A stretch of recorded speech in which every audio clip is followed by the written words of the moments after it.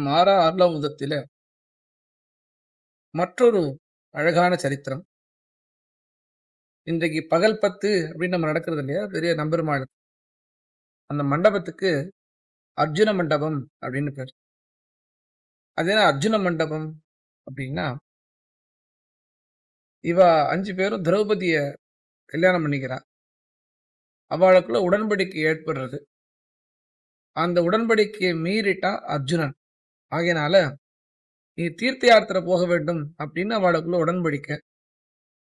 தீர்த்த யாத்திரையா இந்த பக்கம் வரான். அந்த அர்ஜுனன் வர மாசம் இங்க ஐப்பசி மாசம். ஐப்பசி மாசம் ஸ்ரீரங்கத்துக்கே விசேஷமான மாசம், காவிரிக்கே விசேஷமான மாசம். இந்த அர்ஜுனன் இங்க பெருமாளை பார்க்க வரான்.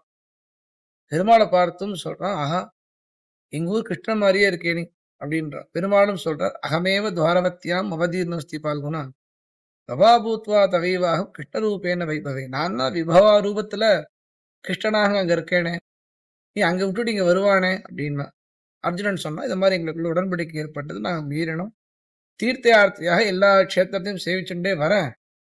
இங்க வந்து நான் உங்க இடத்துல ஆசிரியிக்க வந்திருக்கேன். நான் துலாமாசே வசன்னித்யம் ஸ்ரீரங்கே பால்குணப்புரா மகாகால யதா சாஸ்திரம் காவேரி ஸ்நானம் ஆச்சரன்னு. காவேரி ஸ்நானம் பண்ணிட்டு பெரிய பெருமாளை இங்க வந்து சேவிச்சான் அப்படின்னு கதை. இந்த அர்ஜுனன் ஆனவன் என்ன பண்ணா அப்படின்னு சொன்னா, இன்னைக்கு நாம பாக்குறோம் இல்லையா இந்த பகல் 10 மண்டபம், அதுக்கு அர்ஜுன மண்டபம்னு பேர். இந்த அர்ஜுன மண்டபத்தை கட்டி இங்க இருக்கிறவாள்லாம் தான தர்மங்கள்லாம் பண்ணி பெருமாளையும் ஆசிரியிச்சு இங்கேன்னு சோமநாதபுரி க்ஷேத்திரத்துக்கு போறான். அங்க என்ன ஒரு விசேஷம் அப்படின்னா, அங்க சுபத்ர அர்ஜுனுக்காக காத்துட்டு இருக்கா கல்யாணம் பண்ணிக்கிறதுக்கு. கிருஷ்ண பரமாத்மா பல கிருஷைகளை செய்து அர்ஜுனனுக்கு சுபதிரையை கல்யாணம் பண்ணி வச்சார். இது என்ன விசேஷம் அப்படின்னா, முதல்ல இந்த கூடிய சந்திரவம்சத்தை சேர்ந்த சந்தனு மகாராஜா இங்க வந்து பண்ணா புத்திரன் கிடைச்சது. பீஷ்மர்னு பெரிய புத்திரன் கிடைச்சார். இப்போ இந்த ஐப்பசி மாசம் துலா மாசத்துல வந்து இங்க பெருமாள் ஆசிரியச்சனால சோமநாதபுரி க்ஷேத்திரத்துல போய் சுபதிரையை கல்யாணம் பண்ணிட்டான்.